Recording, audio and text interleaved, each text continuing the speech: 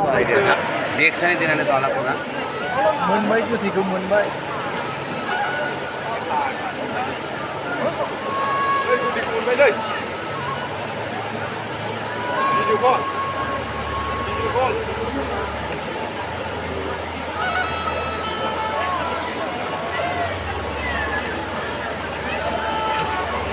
गामसानो गामसा थब्लग्रायाथ' बै गाव गामसानो गामसा गामसा गामसा गामसा गामसा गामसा बै खबर बान्दारखौ खुलिदोंना হয়তো খুলিল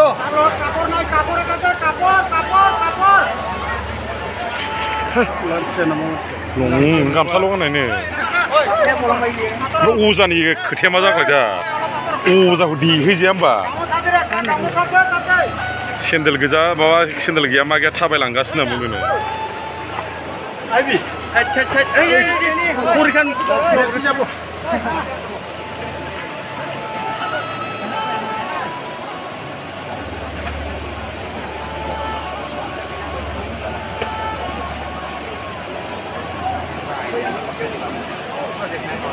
একদম ধরো না